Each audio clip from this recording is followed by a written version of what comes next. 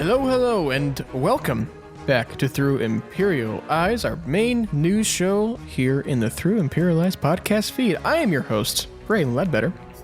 I'm your crow host, Jackson Deline. What up, crow host? Crow host.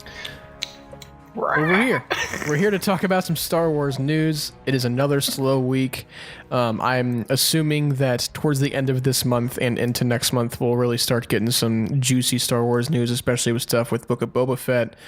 That trailer's got to be dropping any day now. I mean, they got like 2 months. It'll probably come with the Boba Fett I'm sure they'll attach it or something. That makes sense as of right now. And then what else we got coming up here? I think we're going to see some Kenobi stuff probably by the end of the year too. So I agree. Exciting times, but this just isn't one of those times, unfortunately. But we still got some interesting things to talk about. But before we get to all of that, what have you been up to for the past week since we've all spoken? I'm trying to think the big things right off the bat. I got Star Wars Ronin. I need to get that still. I've yet to start it. It's only like $20 at Target, by the way. It's like $18.99. To grab it. But I got that. I haven't started it yet. I'm trying to finish Heir to the Empire. I've got about 200 pages left on that.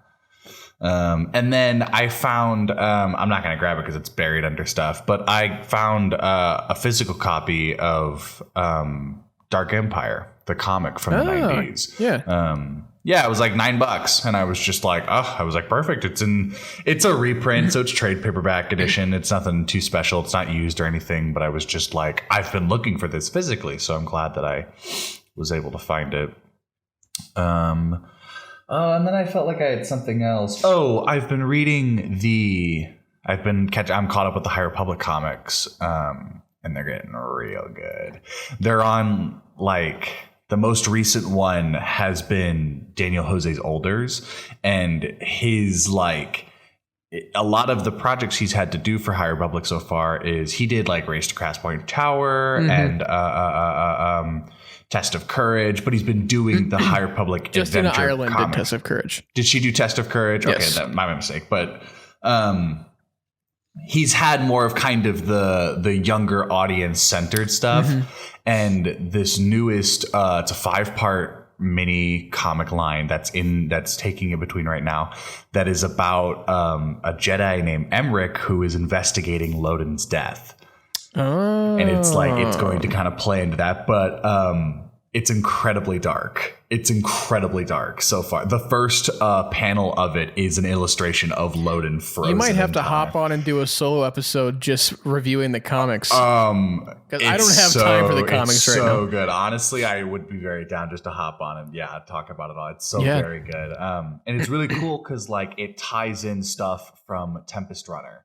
There's a song. I bought it and it's in my queue on my Audible. I'm just yet to press play and sit and listen to it. Yeah. It's very, very good. I'm very excited to see how it's all going to connect to these next books. It makes the next books really pumped. So, that's about it for me. That's all I really have been doing. I've been trying to finish Heir to the Empire. That's really my focus. So, what about you? What have you been doing? Nothing. Nice. How's the new job? Yeah, that's basically it. I do have a lot of people. I've gotten some people kind of intrigued about our podcast. That's cool. So we might once we actually get things going, we might have some new fresh faces for Imperial Cantina when we get back into that. So that would be fun. That'll be awesome. But other than that, Star Wars wise, unfortunately, I don't have. Excuse me. I don't have much of a day after I get off work to do things besides just sit and relax. So I'm hoping, I really want to, for some reason, I've been really dying to rewatch the sequel trilogy, as I always am, but I might do that pretty soon. But I've been working 11-hour days. So my time, I'm used to having so much free time just sitting at my desk from home. Home and veg. Yeah. I don't have that anymore. So I'm still kind of adjusting, but yeah. I'm going to find some time for Star Wars stuff here the next couple of weeks. That way I have something to bring to the table on these podcast episodes. But yeah, other than that, I think I've just been really working and adjusting to this new job, and it's going really good. And I'm very doing a lot of weird stuff over at this job, like in a good way, like in a funny way. Like we just built like a throne out of money. And then I think it was last week, I was making like clouds out of cotton candy. It's really weird stuff. It's like fun stuff that we do. Cool, for our videos. That's cool. Like that's what you get to say your day was about. Yeah, that's my job. Cotton candy all day. Yeah, that's kind of cool. But yeah, I think that's about all I got for you. But let's get into this news. Have you gotten anything at all? Have you bought anything? Any new collectibles? Or nope, I have gotten Zip. I always look. Every time I go to Target, without fail, I take a peek, and it's just still the same sad grief Karga. Nothing. Anyway, let's get this news going. Yeah. So, starting out, Star Wars Kids launches a new series of animated shorts on YouTube.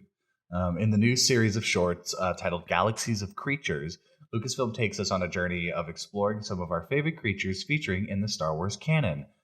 They released the official trailer as well as the first two, which are about porgs and banthas. According to StarWars.com, 10 more episodes are coming, and they will focus on creatures ranging from wampas to rancors. So, what's a creature that you think will be on here, and what's a creature that you think won't be on here but you want to see on here? Interesting. What creature do I think will be on here? I think we're gonna see. I really hope we get like a fun little Ewok one. I was thinking Ewoks as well. Yeah. Won't be on there. Man, I've got two. You got two? Let's hear it. I can't remember what they're called, but the little like bat thing from Empire Strikes Back, when they're in the worm cave and like the thing. What is it called? It starts with an N, I think. Why am I? I think the fact that you're blanking is making me blank as well. Yes, and as soon as I hear it, I'm going to be like, "Why didn't I think of that?" I can't remember what they're called, but I think that's one that I think would be funny to see, but I don't think we'll see. It popped in my head as I was talking about the worm monster would be a funny one. They're called Minox. God, we're dumb. I bet everybody listening who knew that. In my head, everybody listening who knew that was like, "They're called Minox, you idiots!" Yeah. The second one is the animal from Jakku that Finn drinks out of the water trough with. And she kind of shoves him to the side. I don't know what it is. Actually, I don't know because so I did watch the Porg episode. It's like 2 minutes long. It's like not long at all. And it's kind of fun. It's like this little droid, and he kind of goes around like tries to like train the porgs with like treats and stuff. It's really fun. It's kind of cute. And it's just this 2 minute little short, like obviously meant for kids with short attention spans, and they're really fun, and they kind of showcase some of the creatures like abilities and all that kind of thing. That's cool. I like it's just a fun little video series. Yeah. But yeah, they're really fun, and I will probably just for the heck of it watch all of them. Yeah, I'll probably check them out just to see what they are, and I want to see what animals they have. The Wampa one, I bet you'll be fun. Mm-hmm. Well, cool. Let's move right along here to this. We got some Star Wars Visions news every week since it's come out, but this is cool. So Star Wars Visions is releasing the official soundtracks for all 9 anime short films, and it actually just released, I believe, last week. And each score for the 9 animated segments have been released in a manner similar to what was done with the soundtrack for both seasons of The Mandalorian. They're just dropping digitally, I believe.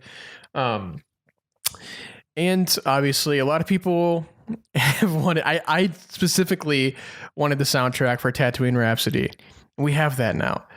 They do have the track listing. I don't know if it's worth going through every single episode with every single track. You could go to Spotify. So they didn't release. Spotify doesn't have like a Star Wars account. There isn't like. Yeah. It's just there's this best of Star Wars playlist, and it's literally the most official thing on there. But they put, if not all of them, the like essential songs on it. Yeah. And it has like 2 or 3 from each episode. But those are kind of I would say that's like that was where I went to kind of, just understand which was which. And then after that going to, because you then can go to the album and listen to it and all of that. Yeah, they've got like a track listing. Like they got Ronan's theme for the duel. They've got obviously Tatooine Rhapsody. A lot of the cool, just different track listings. What I didn't expect to actually enjoy, like music wise, was the Akakiri intro.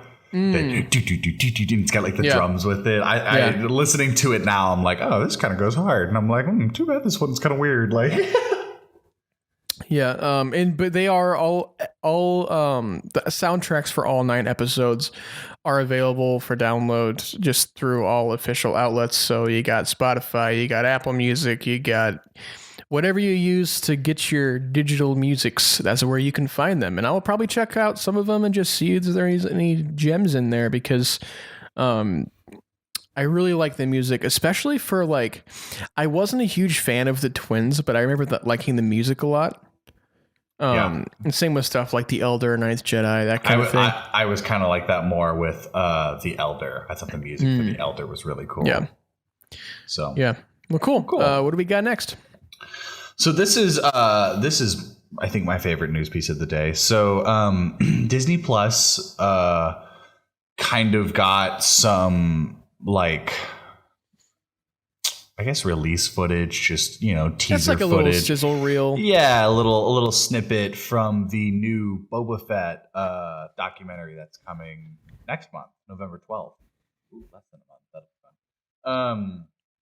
So in a pro before the Disney Plus Day event, we found out that the Boba Fett feature will be titled "Under the Helmet: The Legacy of Boba Fett." Love that title. In addition to what we got a couple screenshots from the episode of the rescue episode for Mandalorian with Luke Skywalker. Got some screenshots of that, and then it's some other footage of archive footage, some modern stuff, some new temp stuff, but it's just this little, I would say the entire like thing of everything we got is probably like 10 seconds long. It's literally just this little like cut. There's no sound to it.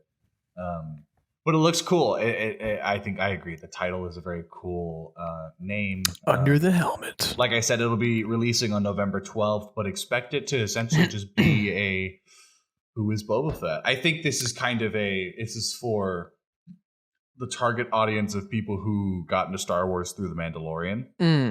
That they may know who Boba Fett is, but they don't really like know who Boba Fett is. It'll probably, like we've said before, it'll probably dive into how a character with like, with such little presence in the films became such a worldwide phenomenon and legacy and all of that. And there are some like, snippets in here of some behind the scenes stuff from Empire. And I think it'll and Jedi. It'll be like the gallery episodes where I think they're just going to kind of talk about how like all of that, and then how they decided to reintroduce him, how they decided to bring him back and make him more prevalent. So, and I'm sure right before the credits roll, it's like, before we go, here's a special sneak peek at the Book of Boba Fett. Watch it play at like the very end, like all the credits fall, and then all of a sudden it just starts. The Book of Boba Fett just starts. Episode 1 starts. Like I said, it's going to release November 12th. Sorry. Very excited for this. And I'm sure we will talk all about it after it airs on November 12th, which I believe will be... It's a Friday. Okay, so we can talk about it at the beginning of that next week. So cool. Awesome. Well, very exciting stuff. Disney Plus Day. There's a lot of cool stuff coming out for Disney Plus Day. So we'll have to see if they drop any like surprises in there and see what all we get. Well, cool. Let's move on to our last news story here. Like we said, very short week. Not a lot of breaking news or anything like that, but news nonetheless. We have Sasha Banks confirming that she will not be returning in The Mandalorian Season 3. Obviously, Sasha Banks, who'd appeared last season as Casca Reeves, a fellow Mandalorian and companion to Bo-Katan, as we all know, has now been confirmed by herself that she will not be returning in Mando Season 3. Here's what she says in an interview with... I don't remember who, so apologies for that, but here's her quote. "First of all, thanks for trying to get that out, but I'm not on the next season. But it was incredible being on The Mandalorian, on Star Wars, to be on a franchise that is so huge and so loved. Just look at the reception from the fans outside the WWE universe. It's the best feeling of all time. The projection of that show was overwhelming. I legit felt like I was in a galaxy far, far away, and I felt like I was on a different planet. It was something I will always take with me, and I took so much of what I learned from acting with them and being with so many great stars to WWE, and it really helped my confidence as well when I came back from doing The Mandalorian 2 years ago. It was such a learning curve and something I wasn't expecting, but now I'm in this whole new Hollywood world and it's going amazingly. I'm so excited for the fans, and I can't wait for my fans to see what's next. So I'm guessing because of The Mandalorian, she's getting cast and stuff now, which is cool. You know, we know that she won't be in season 3, which is okay. Do you think she'll be in the Book of Boba Fett? I don't know. That would be cool, but I don't know. I feel like they could if they wanted. I kind of want to see more of Boba and Bo-Katan regardless, but you could do that in Mandalorian. Well, do you think we'll get Bo-Katan in Book of Boba? I think Bo-Katan's here to stay. I think Bo-Katan's going to be part of Din's clan. Because I think essentially she's going to be like ridden from him having the Darksaber. She's going to be like an enemy for a little while. And it's like they'll be opposing. And then I think eventually she'll like submit and decide to join his clan because he's technically the king of Mandalore now.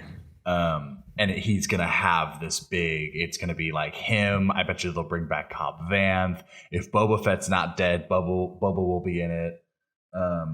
Fennec, he's just gonna have like this whole thing, and then I think it'll set up like a war for Mandalore. It's gonna be this whole I'm expecting almost like a big Avengers Endgame kind of thing with it, you know.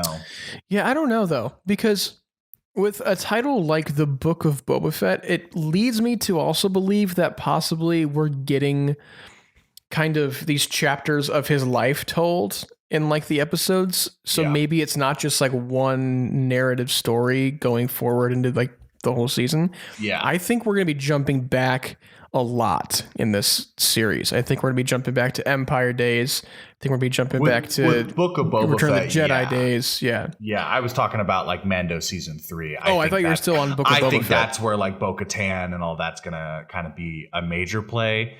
But I guess what I'm more saying is that if they do show stuff in like the modern point with Book of Boba Fett, I'd be interested to see some more Bo-Katan, like all of that content. But no, I completely agree with Boba Fett is that it'll be more different points of his life. I mean, do you foresee? Are there any characters you foresee returning in Mando season 3 that we haven't heard about? I think Bo-Katan is probably the top of my list. I'm not gonna say Ahsoka. I don't think Ahsoka will come back until like season 4. Or there's no reason why she even needs to come back in the Mandalorian right now.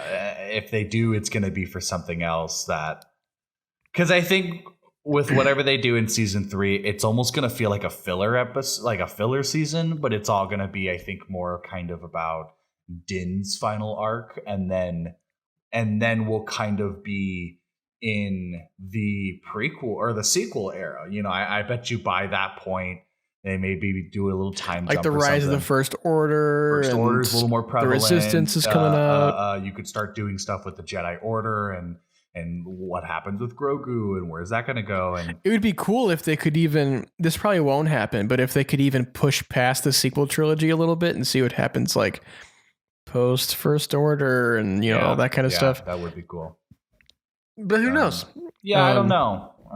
Still got about a year until we see anything for Mando season 3. I think they're shooting right now still. Yes. Yeah, I think they just started filming. Yeah, so I'm sure they will be shooting until the spring. Yeah. I'm sure. I agree. Well, cool. That is all we had for this week. I know, very sad. It's a very short episode. I'm sure you clicked on this episode and saw that it was only like 20 minutes and you're like, what the heck, guys? What am I paying you for? Well, here's the thing, bub. You're not paying us. But if you would like to find you us, listen to us, and that gets us some money. In why would you? Shape or form. But like, you know, you guys, we love you guys anyway because. That's true. We appreciate the fraction of a cent you're paying us right now to record this podcast, and your love and your support. Again, as always, if you'd like to find us on the social medias, you can always find us on Instagram at Through Imperial Eyes Pod, Twitter at Imperial Eyes Pod, and YouTube Through Imperial Eyes Podcast. Jackson, where can they find you? Find me on Twitter at QuacksonScaling. That's QUACKSON, and then scaling like the triangle. And then you can follow my photography Instagram, which is at Daleen_photography. It's DALEEN_photography. Braydon, what about you? What are yours? You are such a good speller. You're really good at spelling. I stutter a lot. Spelling Bee Champion 2021. I was also an acting major, so like reading words for like a good minute and like processing them out was part of, I guess, my training. But like, well, anyway, as always, you can find me on the Instagrams at braydonleadbetter. On Twitter, I think you can find me at braydathlon. And if you want to see what I'm doing in the video world, check out my work on VAT19's YouTube channel. And of course, if you'd like to see what I'm watching, see what I'm reviewing, I just went and saw Halloween Kills last week. How was that? I had some feelings about that. I've heard. Maybe I'll talk about it another time. But if you want to check out my review of that and all that kind of fun stuff on Letterboxd, it's at @BLeadBetter. Check me out there. And as always, do not be shy. Leave that rating and review on our Apple Podcast. And if you don't have Apple Podcasts, then go cry. What are you doing? What are you doing? Check out our Spotify, subscribe there, Overcast, Google Podcasts. I don't know what's going on with the kids and whippersnappers these days. The Tink Tonks, I don't know. And then, as always, you can check us out next week for more Star Wars news. Until then, may the Force be with you.